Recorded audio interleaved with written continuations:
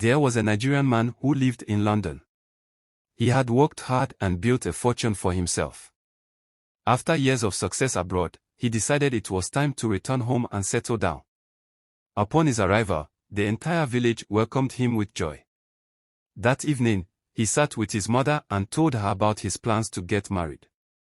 She looked at him thoughtfully and asked, "Have you found the woman you want to marry?" He shook his head. "No, not yet." His mother smiled and offered him some advice. "My son, don't just look for a beautiful woman. Look for a woman with a beautiful character before you propose to her." He nodded in agreement, but deep down, his heart was set on marrying a stunning woman with an enviable figure.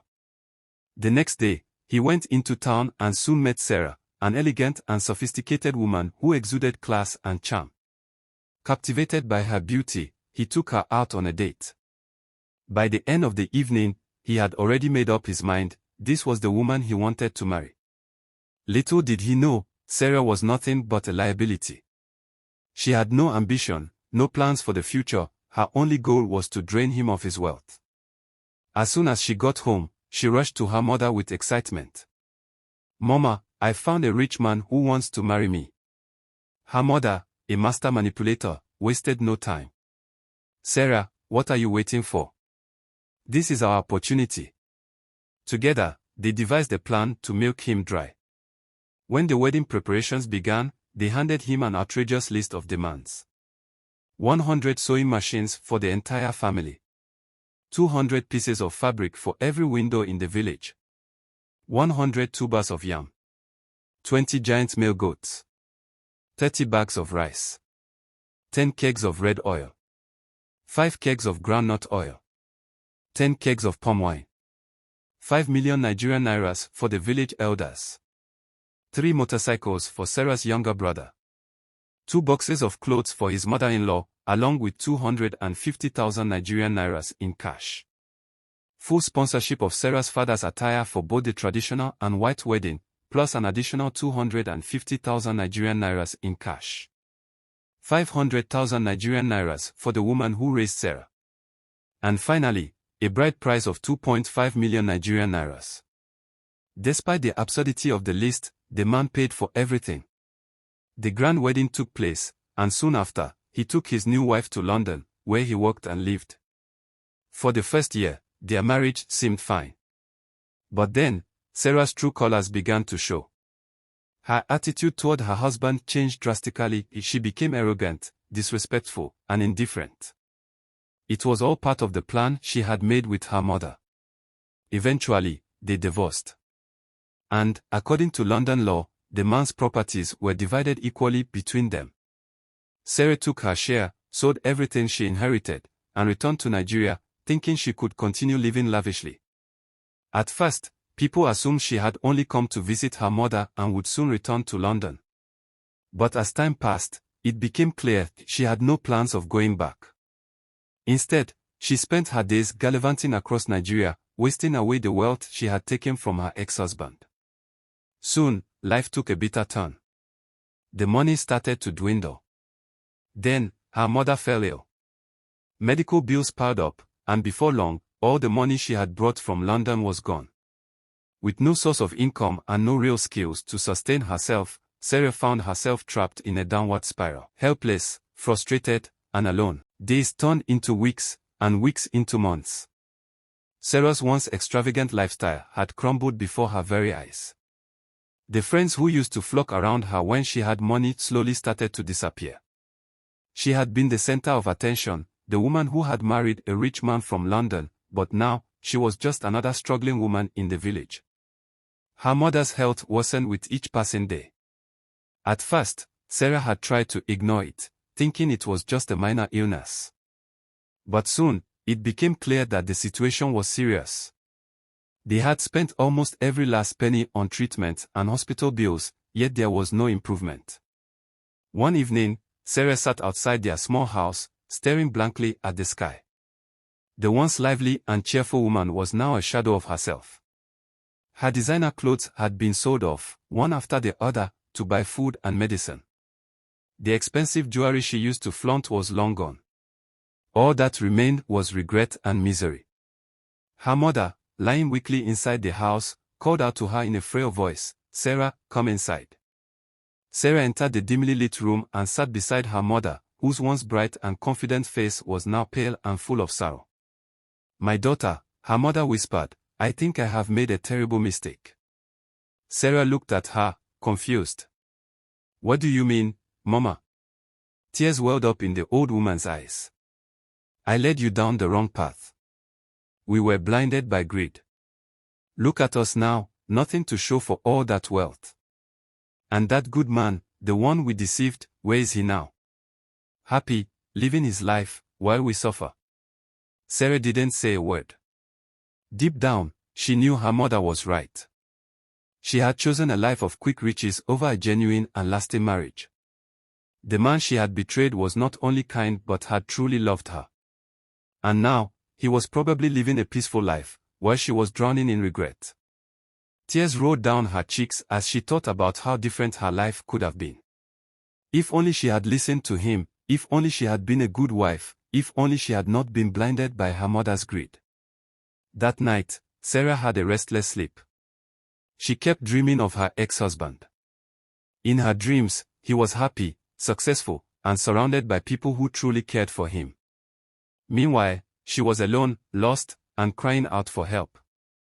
She woke up in a cold sweat, realizing that her life had truly become a nightmare. The struggle for survival. With no money left, Sarah and her mother were forced to live in poverty.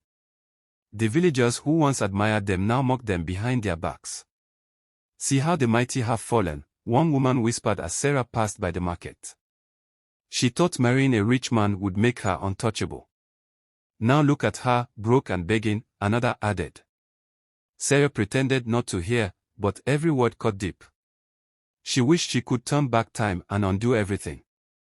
But reality was harsh, and she had no choice but to face it. Her mother, too weak to walk, could do nothing but lie in bed.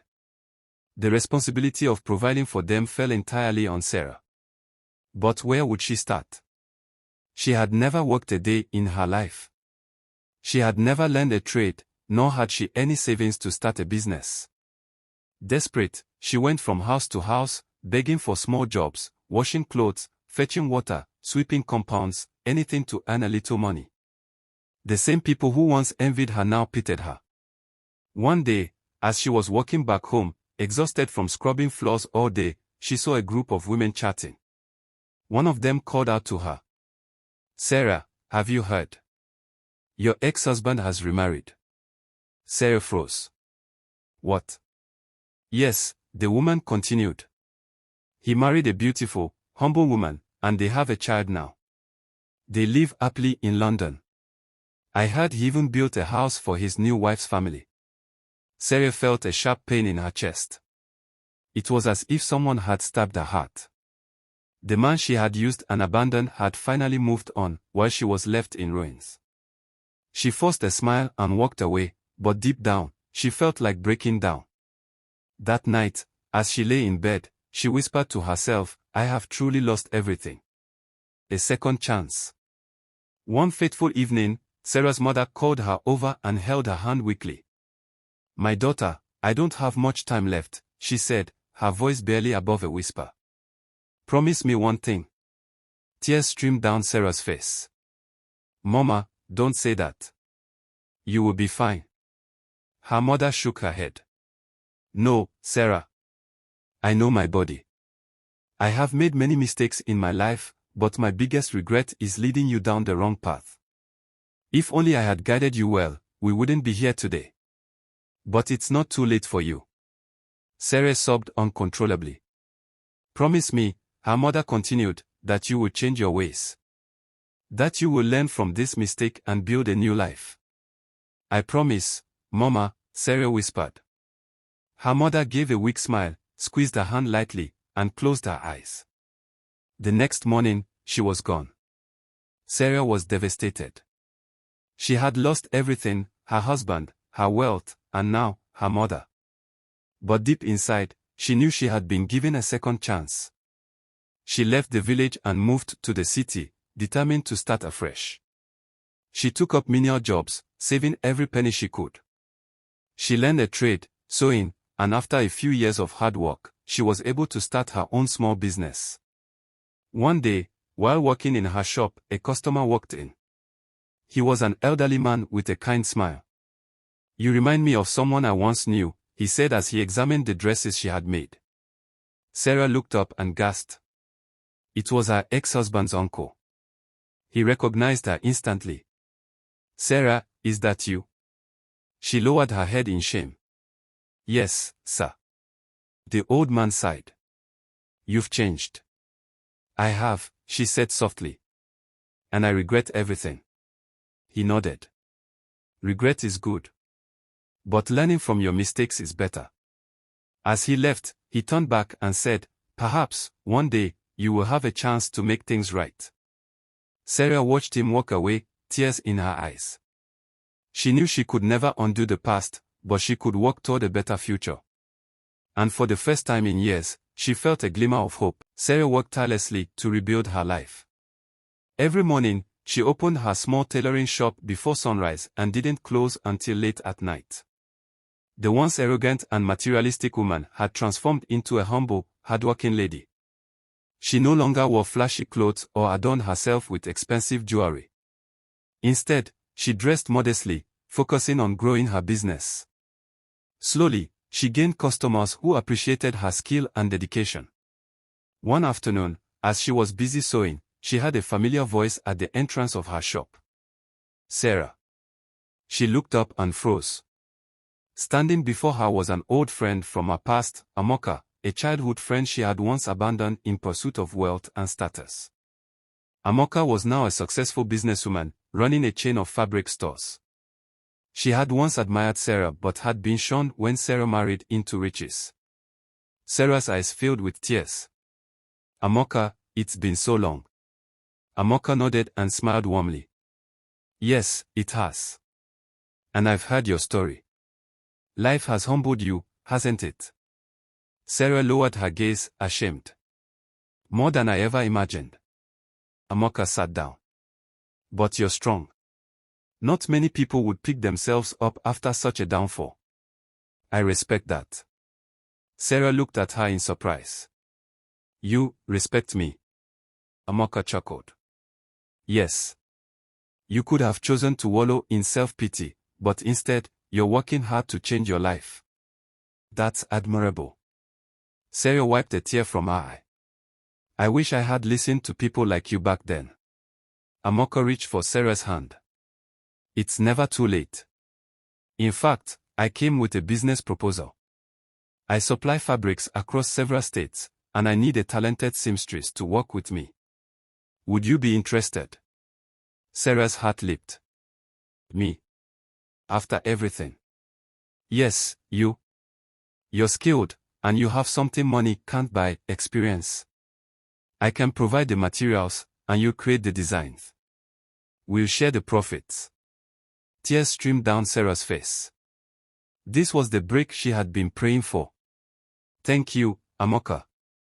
I won't disappoint you." Her life transformed. With Amoka's help, Sarah's business flourished. Within a year, she expanded her shop and even employed 2 apprentices. Her reputation as a skilled tailor spread, and she started getting orders from high-profile clients. One day, as she was preparing an outfit for a wedding, a woman walked into her shop. Sarah turned around and nearly dropped the fabric in her hands. It was her ex-husband's new wife. For a moment, Sarah felt her heart race. Would she mock her? Would she look down on her, the way Sarah once looked down on others? But instead, the woman smiled. "You must be Sarah. I've heard so much about your work. I'd love for you to design something for me." Sarah swallowed her pride and nodded. "Of course. Please, have a seat." As they discussed the dress, Sarah realized something: her past no longer defined her. She had made mistakes, but she had grown from them. When the woman left, Sarah sat alone for a moment, reflecting on how far she had come. She had once been a woman who believed money was everything. But now, she knew better. Success wasn't about marrying rich or living lavishly. True success was about character, hard work, and the ability to rise after falling. She smiled to herself as she picked up her sewing kit. Her journey wasn't over, but for the first time in years, she felt at peace. And that, she knew, was worth more than all the riches in the world. Like this video, comment and subscribe for more interesting videos.